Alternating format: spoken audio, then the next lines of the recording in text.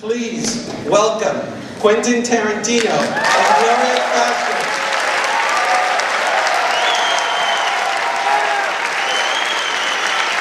Todd Phillips, The Hangover. Pete Docter, Up. Lee Daniel, Precious. James Cameron, Avatar. Kathryn Bigelow, The Hurt Locker.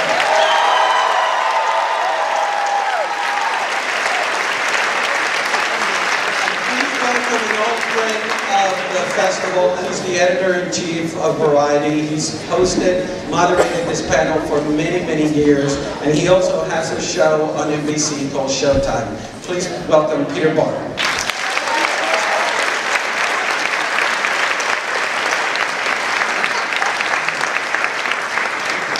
Out of control already.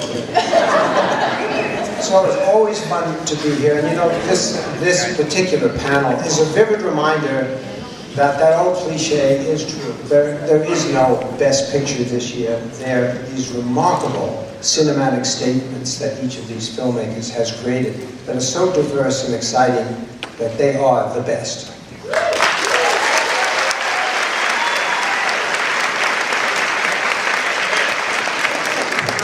If I may say briefly, anybody who thinks that they can preside over a panel of 6 filmmakers, each of whom has final cut, anyone who thinks they can do that is an idiot.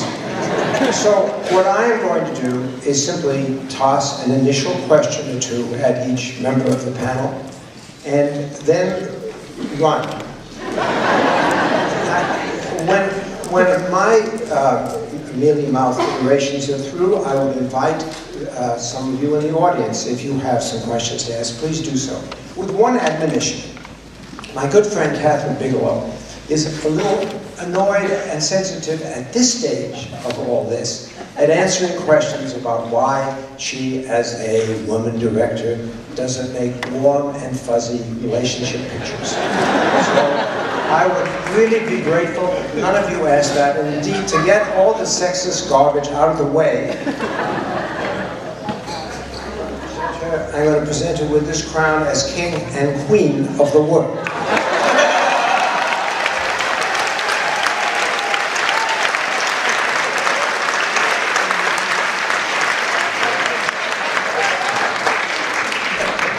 So, Todd Phillips, if I can pick on you first, you made a picture that you know going in, under no circumstances with an Oscar nomination, because it's funny.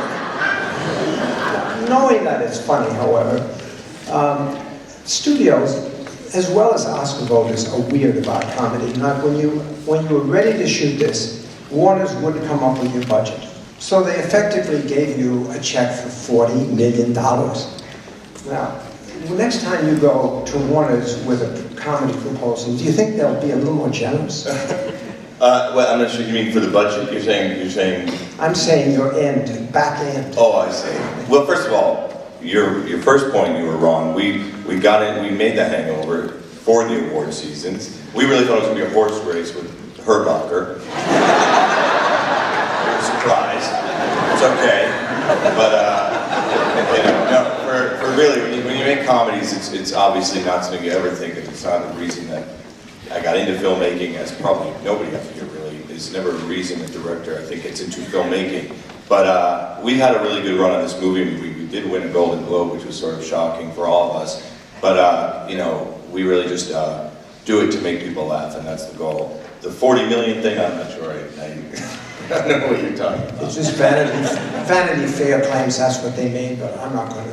All right. Yeah, I'm not going to go there after I go there. No. Pete Docter, I have seen you accept awards, and everybody at Pixar sees so damn nice.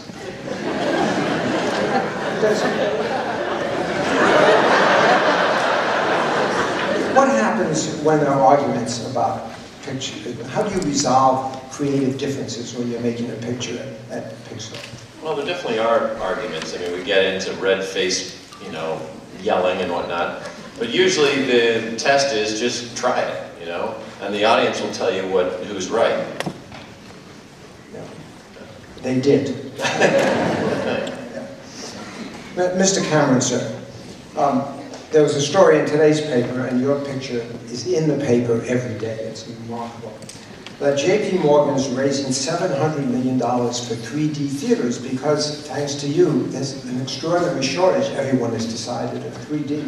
Do you feel that 3D is really going to command that big an audience? Well, I think a lot depends on filmmakers.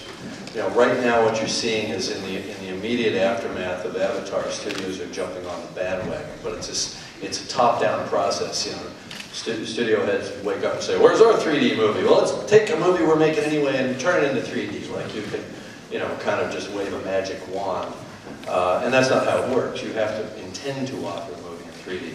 So I believe that starts with filmmakers. And if Avatar has done anything in that regard, hopefully it's opened the door to kind of, you know, to filmmakers working in live action as opposed to animation, because you guys have already embraced 3D to one extent or another, and I'm guessing it's probably filmmaker driven. Like if you want to do one in 3D, you will, and if one of your other directors doesn't, they won't, right? Yeah. So I mean, I think that's the way it should be. I think it should come from the filmmaker, people that want to embrace that as part of their palette, part of their ink set, and if they don't, they shouldn't.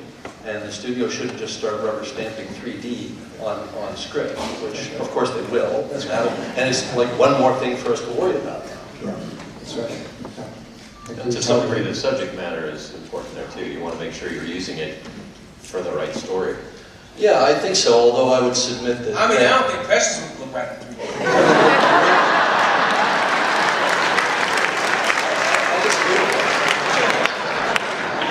Seriously, I personally, well look, I've done dramatic scenes, I've done very small intimate scenes with very little in the way of expansive production value, and they play better in 3D. I think it's like saying there are certain scripts that should be in color and certain scripts that should be in black and white. And we don't think that way anymore, but we did for a long time. And I think we're going to evolve beyond that. Maybe not in the next couple of years, but we will eventually. Because people don't read a script and go, "Man, this is a great color." You know, they don't think that way. And by the way, Precious in color. There was a time when Precious was in black and white. You got it? There was a time when that would have been de rigueur to make that movie in black and white. Now, this is the longest that any panel I know has existed without Quentin Tarantino saying something. So, one thing I love Quentin about is he's the antithesis of the techie director. I mean, he even writes his first drafts in longhand.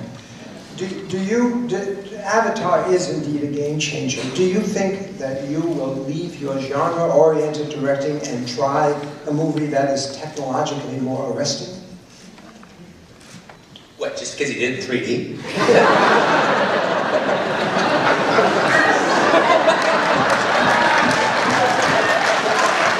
Andre the Top did that too.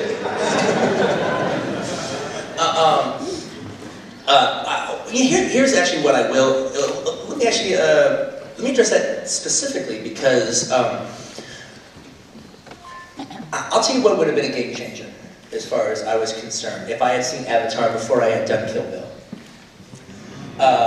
Because I mean, not that I would want to do it on blue screens or anything like that. I would have done it the way I wanted to do it. But one of the things I was thinking when I was watching Avatar was when I did Kill Bill, I had these grandiose visions in my head of the experience of watching the movie, and I actually wanted it to be more like a ride than just a normal watching a movie at a Cineplex and then you go home and you have pie. And I just had this, you would be in this world and it would be a ride. And I don't think I did that. All right, I think the closest may be the House of the Leaves sequence, or maybe the coffin sequence. But I didn't do it exactly in my own most grandiose visions of what I could have done. I don't think it was the ride. It was good, and it's actually probably the thing I've done I'm the most proudest of. But it wasn't quite the ride in my most vision. And when I saw Avatar, I go, that's the ride. That's the ride I was trying to do. That was the ride in my head when I was spending a year and a half writing the script.